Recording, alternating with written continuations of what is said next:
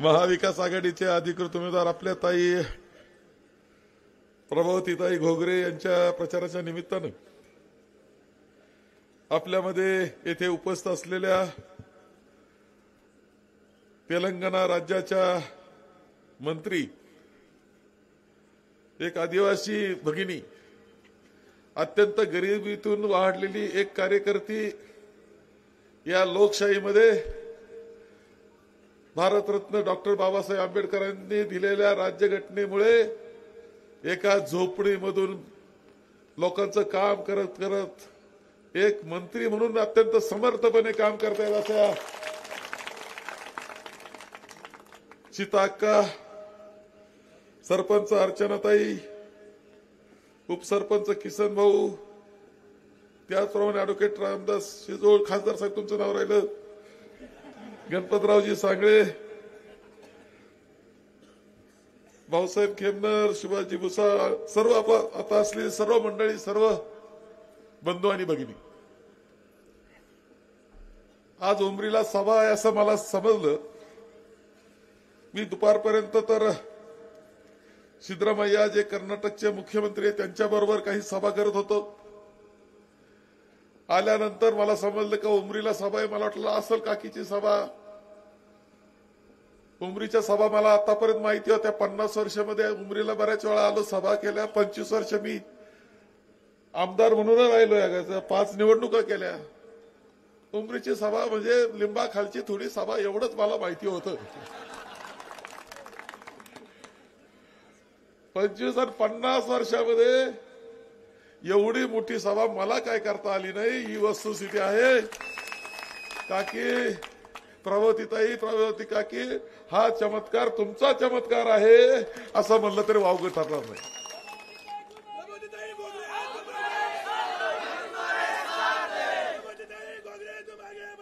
हम तुम्हारे साथ हैं. परंतु हा चमत्कार का घडला, याला कारण काय? याला कारण हे आहे की एक क्रांती या मतदारसंघामध्ये होणार आहे. तर जो दहशतीने आवाज दाबला जातो, बोलण्याची, कोणाला विरोधी बोलण्याची संधी नाही. कुणी बोलला तर त्याला तंगडा मोडण्याचा कार्यक्रम झालेला आपण सगळ्यांनी पाहिला. आम्ही कसंही वागू, आम्ही बोलू ते धोरण, आम्ही टांगू ते तोरण, मध्ये चपलाचं का असाना, आम्ही बांधलं तर त्याला तोरण म्हणा, आम्ही बोललो का धोरण म्हणा. ही जी हुकुमशाही या मतदारसंघामध्ये आहे, आता त्याचा आता लोकांनी बिमोड करायचा ठरवलेला आहे आणि ही क्रांतीचं एक नवं पर्व सुरू झालेलं आहे. खरं जे मी पाहिले ते बोलतायत आता संगमेर तालुक्यामध्ये जाऊन. तुम्ही माझी मुलाखत कट्ट्यावर ऐकली का रे? आणि कालची काही खरं बोलले का रे? आपण म्हटलं पाहिजे फोटो बोलायचा कार्यक्रम हे लक्षात ठेवा. असा हा बनवा बनवीचा कार्यक्रम आहे.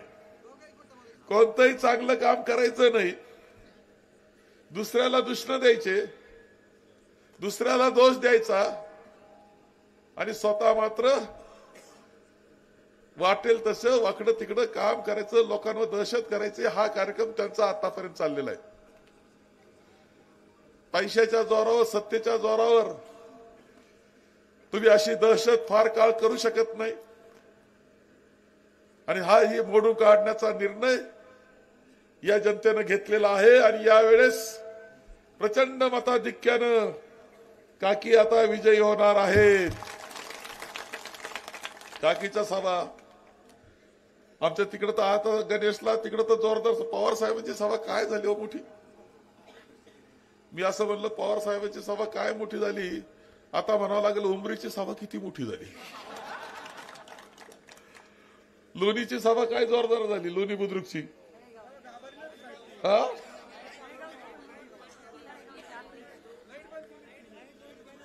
लाईट बंद केली, ड्रोन सोडले, वरून फोटो काढायला कोण कोण. जेव्हा खालून आरडाओरडा केला तर लाईट तोडायला गेले लोक. जामर बसवायचा कार्यक्रम. निर्मळ पिंपरीचं भाषण काकीचं लईच भारी झालं म्हणतात. काय वाटलं असतं का असं? काकी जे बोलतात ना ते मनापासून बोलतात, खरं बोलतात, सच्चे बोलतात. इकडं सगळ्यांना जातात दहशत आहे. तुम्ही ऐकलं कालच टीव्हीवर काही लोकांनी दहशत आहे म्हणे, पहा तिथं गुंडगिरी आहे. सारी गुंडगिरी वाढवायचं काम इकडे केलं. वाळूचं ठेका म्हणजे आता शासन 650 रुपयानं वाळू देणार. 650 ला ढीक केले. कलेक्टर पासून सगळे कोतवालापर्यंत राखणदार त्याचे. कधी ती विक्री झाली हे कळालं नाही. आणि लोकांना मात्र 6,500 ब्रासना वाळू घ्यावा लागली. गरिबांना घर बांधणं कठीण झालं. ही वस्तुस्थिती आहे. धोरण पूर्ण मोडून गेलं. धोरणच राहिलं नाही वाळूचं.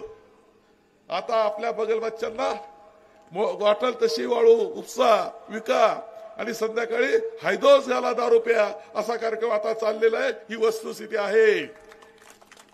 मग त्याच्या गावात दहशत निर्माण करायची. त्यांनी काम त्यांच्यावर जबाबदारी. लोकांना दहशत करायची. त्याच्यातून त्यांना कुठं इकडे तिकडे जायचं नाही, विरोधात जायचं नाही सांगायचं. या वाळूचं पूर्णपणे आता माफिया. दुर्दैवानं ज्या वेळेस मंत्रीच त्या विषयाचा माफिया बनतो त्यापेक्षा वेगळं काय बोलायचं आता. आणि हे प्रश्न विचारल्यावर विधानसभेत प्रश्न विचारला वाळूचा, उत्तर देता आलं नाही. गणित तोंडात त्या तोंडात काय बोलतो हे कधी कोणाला कळतच नाही. असं बुटबुट बुटबुट बुटबुट काय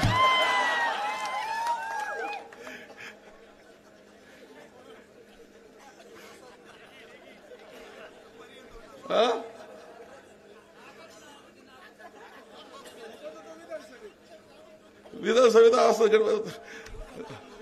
सगळे हसतच असतात.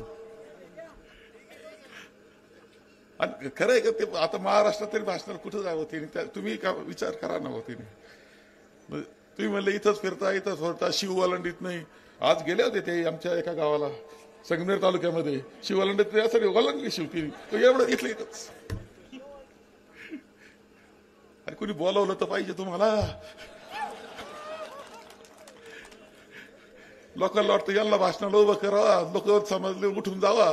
त्यापेक्षा न बोलावलेलं परवडलं. कुणी बोलवित नाही. अरे थोडे स्टेजवर बसायचे. काँग्रेसच्या एवढे उपकार त्यांच्यावर हे सगळं उभं राहिलं. ते काँग्रेसच्या जीवावर उभं राहिलं. त्या काँग्रेसची प्रतारणा तुम्ही केली. मुलाखती सांगतात का राहुल गांधी असं म्हटले म्हणून आम्ही लगेच दुसऱ्या पक्षात गेलो.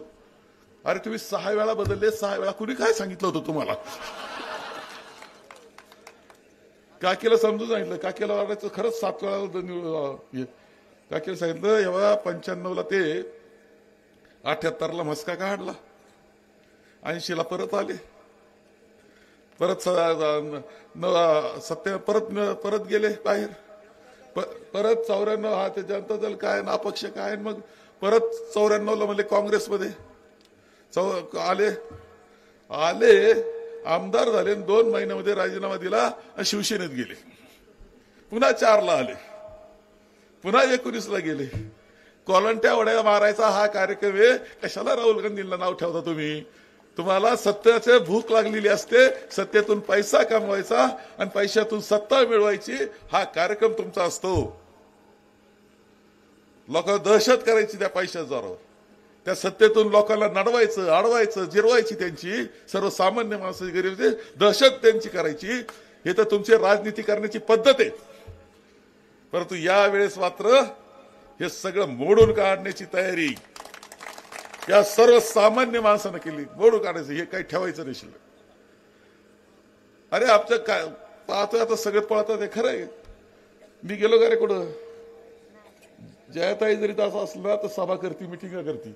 घरोघर आमचे लोक म्हणतात तुम्ही काही जाऊ नका, आम्ही आहे बरोबर आहे तुमच्या सांगतात. हे फार घरोघर. कोणी म्हणलं आता ते नाईट ड्रेसवरच गडी सकाळी 6लाच हजर असतो. चहा प्या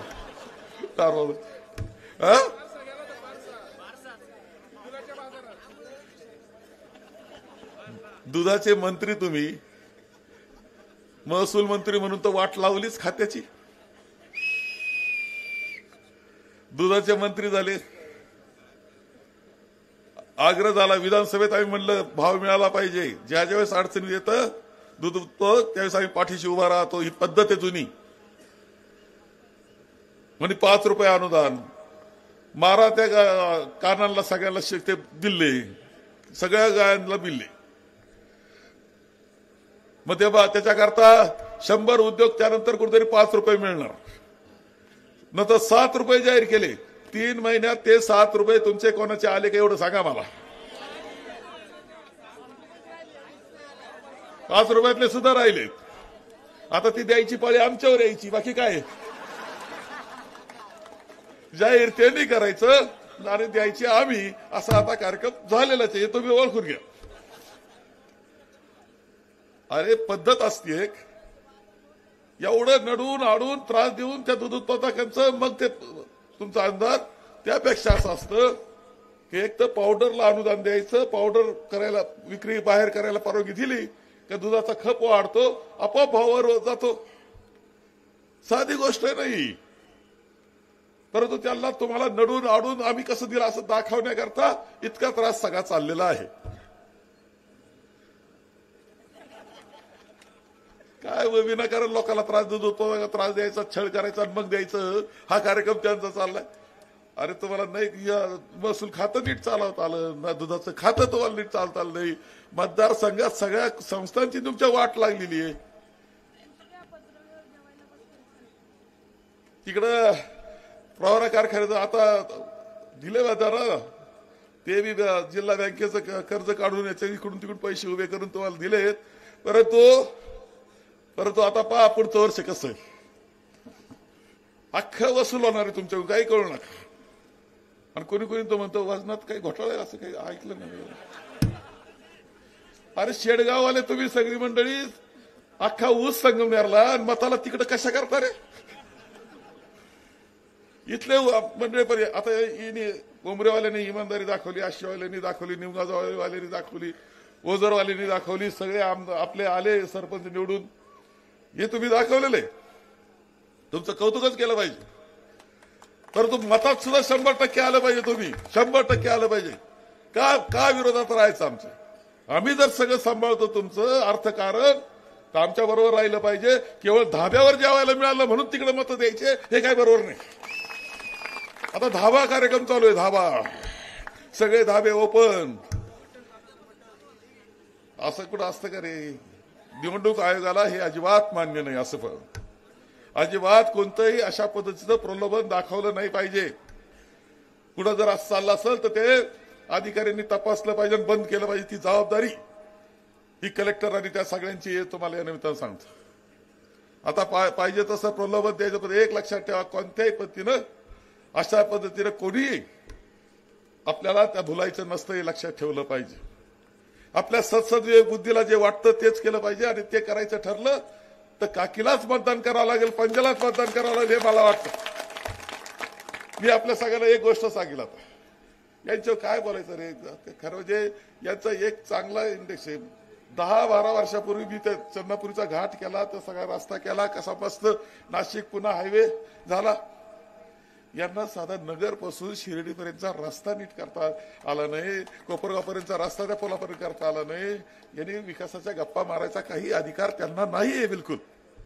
अरे आम्ही आलो इकडं, गणेश घेतला, खासदारकीमध्ये भाग घेतला, काकी भरकंपनी उभ्या राहिल्या तर सगळ्या रस्त्याला मुरुम मिळाला. तो काकीमुळे मिळाला हे लक्षात ठेवा, आमच्यामुळे मिळाला. नीट वागायला लागले त्यामुळे मिळालं. दादा बाबा करायला लागले आरेकारेच्या ऐवजी, आवो जावं घालायला लागले. हा सगळा फरक आपला आहे या स्टेटचा, आपल्यामुळे. लक्षात ठेवा. हे सगळं 20 तारखेनंतर पाय ओढतील बरं का ते तुमचे. कोणाच्या पाया पडलं बरं बेत पाहतो. त्यामुळे भानगडीत पडायचं नाही तुम्ही. काय ते परत आता हा विषय संपवला पाहिजे आपण. परत हा उद्योग नको. तुम्हाला जर संगमनेर तालुक्यासारखी समृद्धी, संगमनेर तालुक्यासारखी शांतता, संगमनेर तालुक्यासारखी अर्थव्यवस्था, संगमनेर तालुक्यासारखं राजकारण एक आनंदाचं जर पुढे द्यायचं असेल आपल्या माझ्या मतदारसंघासारखं, इकडं ते इन्फेक्शन झालेलं आहे पूर्णपणे. आपल्या मतदारसंघात आपल्याला न्यायचं असेल तर आता दुरुस्ती केली पाहिजे आणि काकीला मोठ्या मताधिक्याने विजयी केला पाहिजे एवढं लक्षात ठेवा. ती जबाबदारी आमची. किती नतद्रष्ट असावा माणसाने. याला निमगाव जाळीच्या मी मंजूर करून दिली. मतदारसंघातल्या अनेक पाणी पुरवठा योजना या मी मंजूर करून आणल्या महाविकास आघाडीच्या काळामध्ये. मी असा नाही विचार केला का हा मतदारसंघ कोणाचा आहे.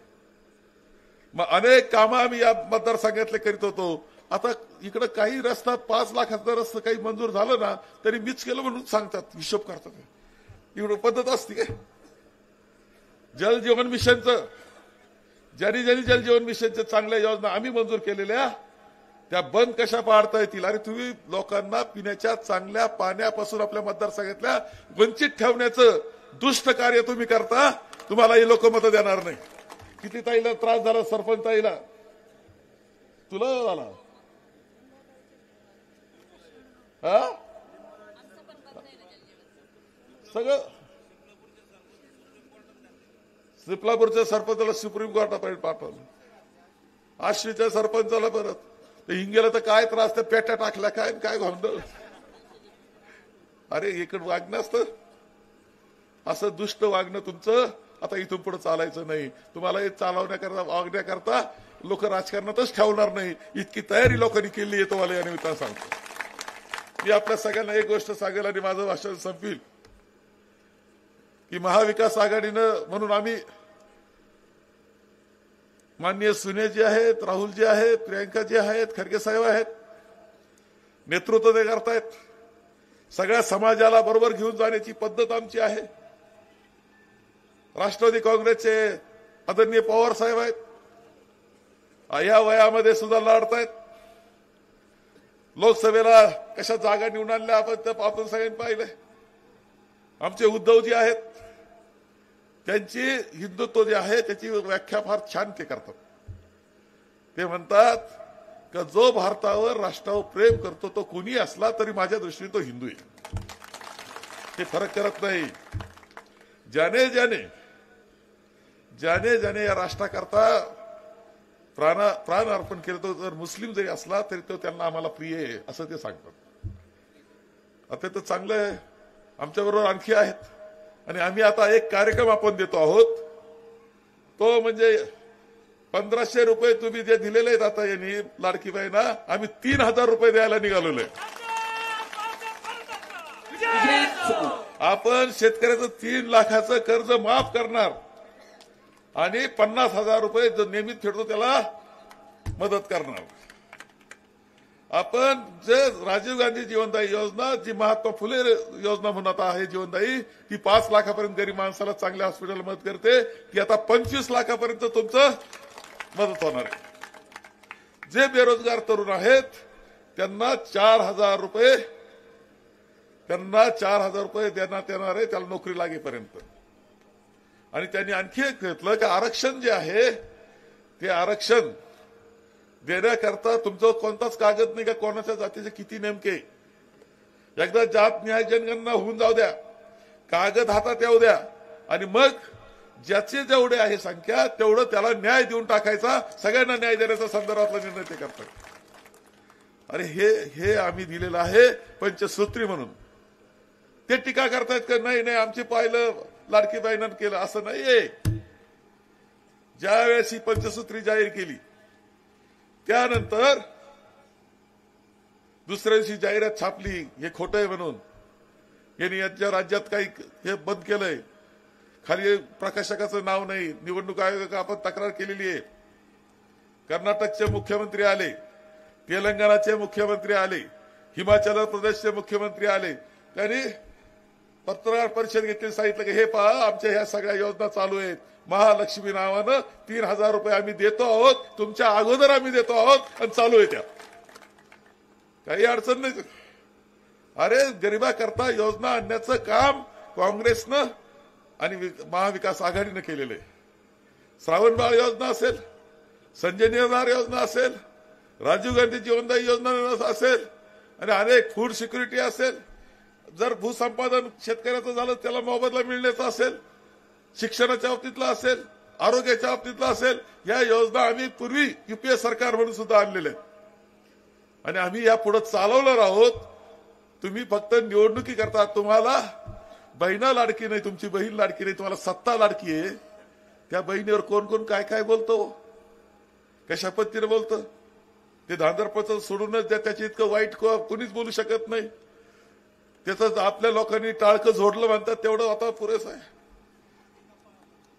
परवा आता कोल्हापूरला एक जण बोलला महाडिक, तो असं बोलला का जर दिलं नाही तर तुमच्याकडे पाहून घेऊ म्हणे, बेत पाहू म्हणे तुमच्या बहिणींचा. आता एक पाशा पटेल म्हणून कोणतरी बोललाय, त्याचा व्हिडिओ आलाय. काय किती वाईट पद्धतीनं बोलतात. एक आणखी कोणतरी बाई बोलली भाजपची. म्हणजे तुमच्या बहिणी ह्या तुमच्या गुलाम नाही हे लक्षात ठेवलं पाहिजे. बहीण म्हणायचं गुलामासारखं त्यांना बोलायचं, या बहिणी सहन करणार नाही. त्या आता पुढे सरसावल्या आहेत महाविकास आघाडीचे 3,000 रुपये घेण्याकरता म्हणून त्या पुढे सरसावल्या हे लक्षात ठेवा. सगळ्या योजना आम्ही यशस्वीरित्या राबवणार आहोत. काळजी करण्याचं काही कारण आहे असं मला वाटत नाही. या सगळ्याच्या मध्ये आपल्या सगळ्यांना एक गोष्ट सांगेल की एवढी मोठी सभा, खरं सांगतो जरा दृष्ट काकी कोण आले बरोबर, कोण आलं संध्याकाळी दृष्ट काढा काकी लढायचं काय नाही, मस्त लढू आपण. काय पुरा बंदोबस्त दहशतीचा करू, काही काळजी करू नका. उद्या प्रियंका गांधी ह्या येत आहेत. 10:30ची सभा आहे. 10:30 पर्यंत तुम्हाला पोहोचायचंय. सभा प्रचंड मोठी होणार आहे. एकंदर आपण तयारी केलेली आहे. तिथं 50,000 लोकांची तयारी केली. 50,000 लोक बसले आणि सावलीत बसायला अशी योजना केली. प्रियंका गांधी म्हणजे चैतन्य आहे, तुम्हाला सांगतो. जिथे जातात तिथे प्रचंड गर्दी असते. लोकसभेच्या निवडणुकीच्या वेळेस त्या नंदुरबारला आल्या. आम्हाला कठीण वाटत होतं. सीट मीच दिलं होतं तिथं एका तरुण पोराचं, गोवाल म्हणून. मी काळजीत पडलेला होतो. प्रियंका गांधी आल्या. 3 लाखापेक्षा जादा आदिवासी बांधव तिथे जमले आणि प्रचंड मताधिक्यानं तो खासदार विजयी झाला. तेव्हा एक ताकद आहे गांधी नेहरू घराण्यामध्ये. त्यांना नावं ठेवून तुम्ही राजकारण करता भाजपवाले, परंतु त्यांची ताकद कमी होत नाही. जितका तुम्ही त्रास द्याल तेवढे ते त्याच्यानं तळपतायत हे लक्षात ठेवा. यांनी त्रास शरद पवारांना दिला, यांनी त्रास उद्धवजींना दिला.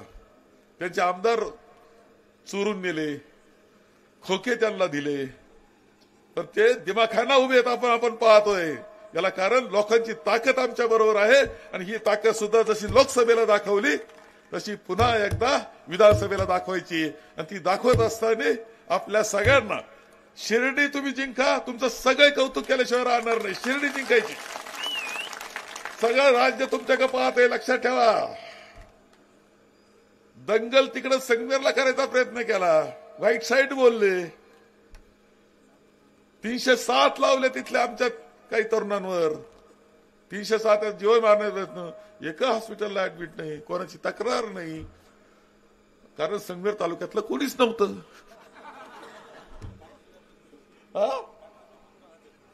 काकी आणि माझ्यावर, काकीला माहिती की नाही मला माहित नाही, भाषणावर बंदी येण्याची शक्यता आहे आज उद्या.